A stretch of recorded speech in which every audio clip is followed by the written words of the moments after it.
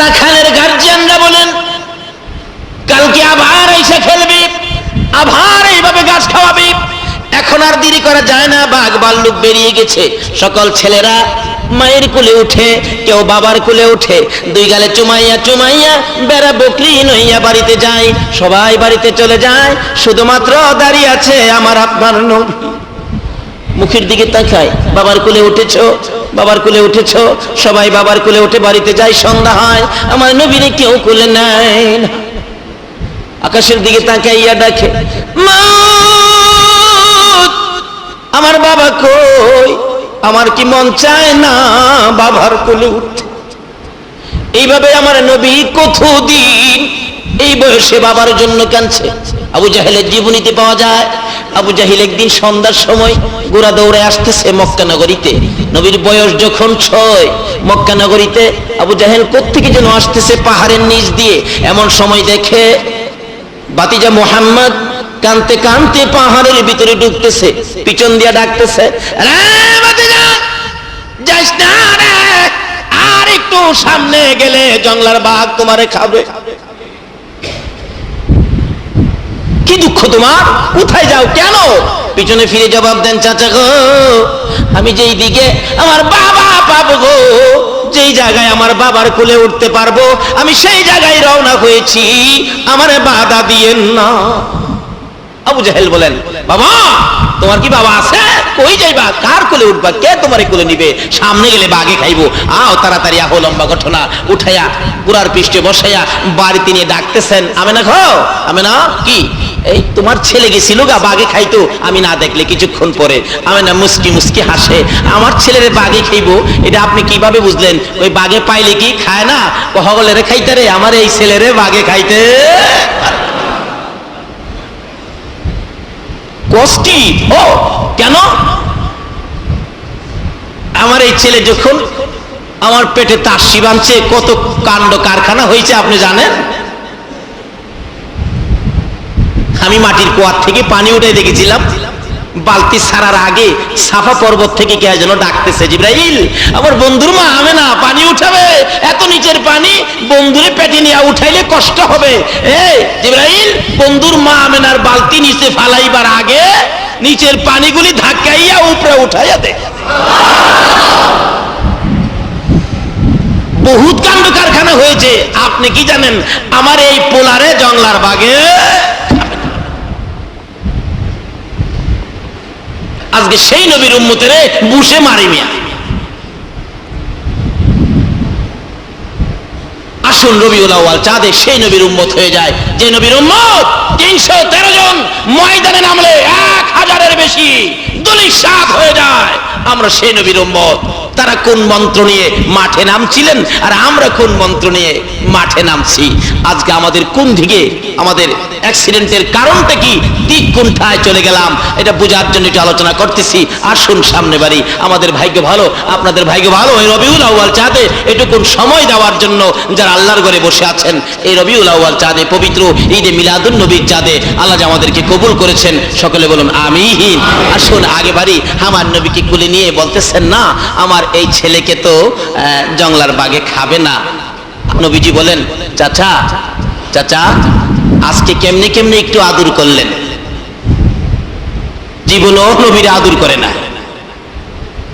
কারণ আমাদের দেশে তো অভ্যাস, এতিম পাইলে আরো কিভাবে কষ্ট দিব এই তালে খালি ঘুরে, আদরের তালে নাই। যাই হোক, এদিকে আমার আলোচনা না, আসুন যাই নবীজির কালটা।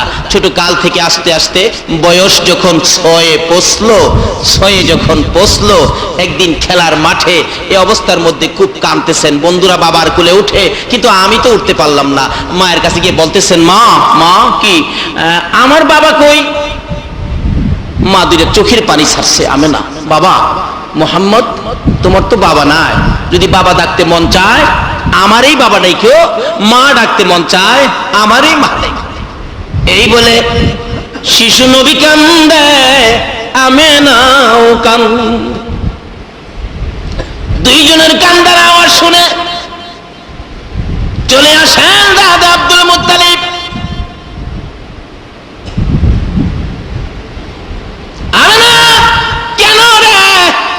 এইভাবে সন্তান বুকে লইয়া কান্দ। শ্বশুর আব্বা গো, আপনি একটু সান্ত্বনা দেন, একটু আদর করে দেন, যেহেতু আপনি খুব আদর করতেন। কি আদর করব? মুহাম্মদ বাবার জন্য কান্দে। অনেক পোলাপান কান্দেনি বাবার লেখা। বাবা একটু বিরক্ত করলে কইরা মইরা যাইতে লাগে না। আমার নবী ছোট কাল থেকে কি শিক্ষা দেয়? ও নবীর উম্মতেরা, বাবা কই গো, বাবার জন্য কান্দে। আব্দুল মুত্তালিব বলেন, বৌমা এতই যখন কান্দে আমিও তো সইতে পারি না, একটা কাজ করো। কি কাজ করব? তোমার সাথে আরো কিছু লোক দিয়ে দেই, যাও একটু মদিনায়। আমার পোলা আব্দুল্লাহকে যেই জায়গাটার মধ্যে দাফন করা হয়েছে, আমার নাতি মুহাম্মদকে ওই কবরটা জিয়ারত করে নিয়ে আসো। কবরটা দেখলেও কলিজার মধ্যে কিছু শান্তি লাগতে পারে, যাও বাবার কবরটা দেখাইয়া নিয়ে আসো। নবীজি ছোট কাল, এখন তো পোলাপান কবরে যায় না কেন? ফতোয়া দিয়া ছুঁয়ে দেয়, কবর শিরিক, কবরও যাওন বেদাত। ভাইসাব এরকম কথা মানবেন না, ওই নবীর আদর্শের দিকে যান। ছোট কাল থেকে নবী আমাদের কি শিক্ষা দিয়ে গেলেন? নবীজি রওনা হবেন বাবার কবর জিয়ারতে। বলুন কার কবর জিয়ারতে?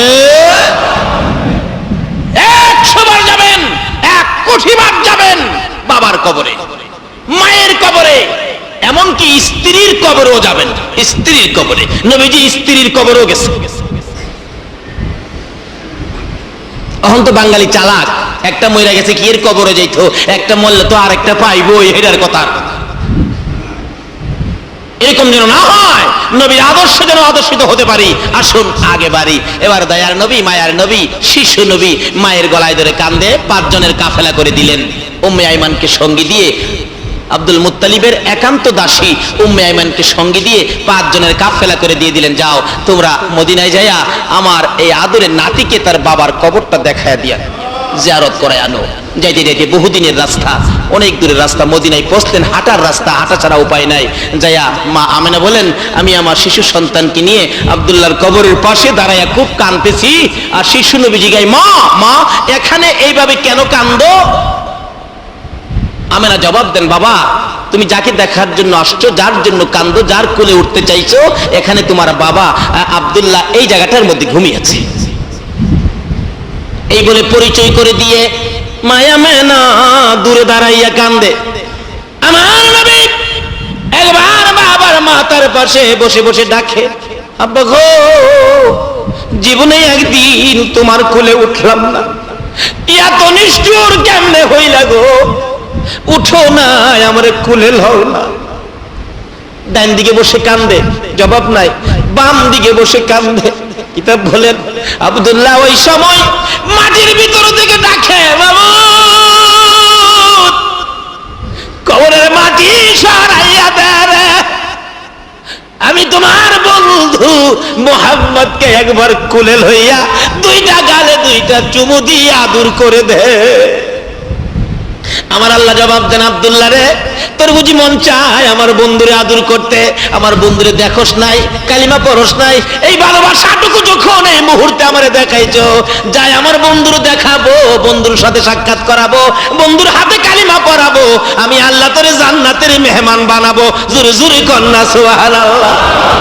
আর ইয়া মুহাম্মদ পিয়ারা নবী এসো নিরালা, মুহাম্মদ পিয়ারা নবী এসো নিরালা, কন্যা ইয়া মুহাম্মদ পিয়ারা নবী এসো নিরালা, মুহাম্মদ পিয়ারা নবী, তোমার দিদারে মনের গুচি বেজালা, মুহাম্মদ পিয়ারা নবী এসো নিরালা, মুহাম্মদ পিয়ারা নবী, পাইব যারা নবীজির দিদার, হবে তারা হাসরে পার, পাইব যারা নবীজির দিদার, হবে তারা হাসরে পার, দয়া করে দেখা দিয়ে দূর কর জ্বালা, হায়রে দয়া করে দেখা দিয়ে দূর কর জ্বালা, ইয়া মুহাম্মদ পিয়ারা নবী এসো নিরালা, ইয়া মুহাম্মদ পিয়ারা নবী, তোবা জলের বাবো না, নবী সারা হব না, তোফার জলের বাবনা, নবী সারা হব না, নবীর আশিক পার হইবে হাসরের বেলায়। মুহাম্মদ পিয়ারা নবী এসো নিরালায়, মুহাম্মদ পিয়ারা নবী। এইসব কষ্ট হইতেছে আপনাদের? কষ্ট হইলেও তো নবীর আলোচনা চলবে। নবীর পক্ষে থাকতে রাজি আছেন? নবীর পক্ষে থাকবে যে আল্লাহর পক্ষে, আল্লাহ তার পক্ষে থাকবে।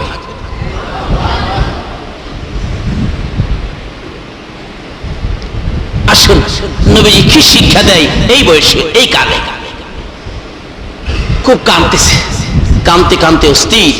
বাবা আর কোলে নেয় না। মা আমেনা বলেন, বাবা মুহাম্মদ বুঝেছি তোমার বাবা কোলে নিবে না, আয় আমি মায়ের কোলে। তাই না কোলে নিলে নবী আমার মাথাটুকু মায়ের কাঁধের উপর ফালাইয়া পিছনের কাপড় নবী বিছায়।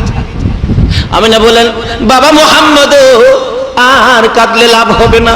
লম্বা ঘটনা, কিছুদিন বেড়াইলেন নানার বাড়িতে, আবার রওনা হবেন মক্কার দিকে, রওনা হবেন।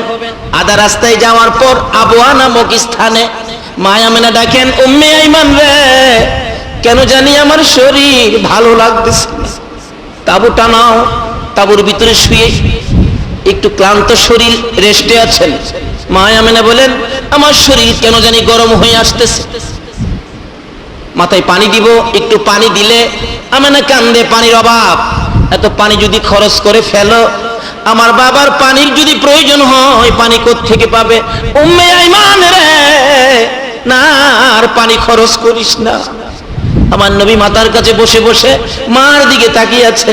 মা গো, বাবার ব্যথায় কলিজা মানে না, তোমার অবস্থা জানি কি হইয়া যায়। সঙ্গে সঙ্গে আমার নবীকে টাইনা টাইনা বুকে লাগাইয়া দুই গালে চুমাইয়া চুমাইয়া ডাকতেছে, বাবা মুহাম্মদ রে, আমার মন বলে আমি বাঁচবো না।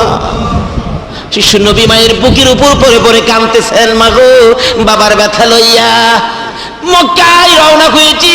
রাস্তার মধ্যে মা তুমি যা বলতেছো আমি তো কলিজা মানাইতে পারি না। কিছুক্ষণ পর লম্বা ঘটনা, মা আঞ্জায় ধরে দুইটা গালে দুইটা চুমু দিয়ে চোখের পানি ছেড়ে ছেড়ে ডাকতেছেন, উম্মে আইমান রে, আমি যদি না থাকি আমার বাবা মুহাম্মদ রে আদর করিস। এই বলে বাবারে বুকে লইয়া দুইটা চোখ বন্ধ হয়ে বিদায় হয়ে গেছে। আমার নবী মরা মায়ের বুকের উপর পরে পরে কান্দে, বাবা খুঁজতে যাইয়া মা হারাইলাম, কে আমার আদর করবে? আমার আল্লাহ বলেন, দুনিয়ার মানুষের কাছে তোমার এই অভাব তুলে ধরবো, এই অভাবের অভাবী হলে তোমাকে দুনিয়ার যে কেউ ভালোবাসবে গো বন্ধু, আমি আল্লাহ তারে ভালোবাসবো। বন্ধু, শুধু এটাই নয়, তুমি যে বাবার কবরের পাশে কাঁদছো, মায়ের মৃত্যুতে কাঁদছো, এটা সমস্ত পৃথিবীর মানুষের কাছে পৌঁছে দিব। এই বয়সে 6 বছর বয়সে বাবার কবরে কাঁদছো, চোখের পানি ছাড়ছো, মায়ের জন্য কাঁদছো। এইভাবে যদি তোমার কোনো উম্মতেরা বাবার কবরের পাশে মায়ের কবরের পাশে যাইয়া কান্দে, এই চোখের পানিগুলো নাকের আগা পাস করার আগে আগে কথা দিলাম, তোমার চোখের পানির সাথে মিলাইয়া তাদের মা বাবার কবর আযাব আমি বন্ধ করে দিব। নবী ছোট কালে আমাদেরকে কি দিয়ে গেলেন, এগুলি আল্লাহর কাছে পছন্দের। এটা যদি আমরা করি, আমরাও একই চিমের বরকত পাবো। কি বলেন? মা কবরে থাকলে মার কবর থেকে আযাব দূর করার আন্দোলন করা আমাদের দরকার আছে কিনা? এটা কি দিয়া করবেন? রাস্তাঘাটে মিছিল করে না, এটা করতে হবে নামাজ পড়ে। নামাজ পড়ে দুইটা হাত বাড়ায় কাঁদবেন, মাবুদ গো আমার মারে মাফ করে দাও। মা এই কিসিমের দোয়া আমাদের কাছে পাবে কিনা বলুন তো? কেন মা একালে আমাদের জন্য কষ্ট করে নাই? ছোটকালে দেখেন একসাথে যখন সংসার ছিল, গ্রামের বাড়িতে থাকতেন তো একসাথে সংসার, চাচা একসাথে, এমন সময় বিয়ে শাদী করেছে অনেকেই, 5-7 জন ঘরের মধ্যে মহিলাই খালি দেখবেন। আমরা খালি প্রথম অবস্থায় মার প্রথম সন্তান তো, মা কোলে নিয়ে খাইতে বসছিল ছোটকালে, 51ভুক্ত সংসার, মা দেখছেন খাইতে বসছে, এমন সময় মার কোলে থেকে 50 গ্রাম পায়খানা করে দিছিলাম। করেন নাই মার কোলে পায়খানা? এখানে কেউ বলতে পারবেন যে আমি মার কোলে পায়খানা করি নাই? দেখলেন পায়খানার, যেই খালি পায়খানার গন্ধ ছুটছে, চাচি দেখবেন নাকে কাপড় দিয়ে লাইছে, খাওয়া যাবে না, পায়খানার গন্ধ, প্লেট লইয়া হ্যাঁ তো উঠে গেছে গা। খালাম্মা কই আমি আর কি লেগে আইছিলাম বেড়াইতে, পায়খানার গন্ধ খাইবার লেগে বেরিয়ে গেছে গা। ফুফু আম্মা কই মাইরা লাইছে রে, দাদি কয় হো হো হো হো। সবাই নাকে কাপড় দিয়া ঘর থেকে বাহির হলো, কিন্তু একজন মহিলা নিজের কাপড়টা দিয়া পায়খানারে বইলা ফেলাইছে, এক সাইডে রাইখা বাবারে বুকে লইয়া ভাত খাইতেছে, একবারও নাকে কাপড় দিল না। বলুন তো এই মহিলাটা কে?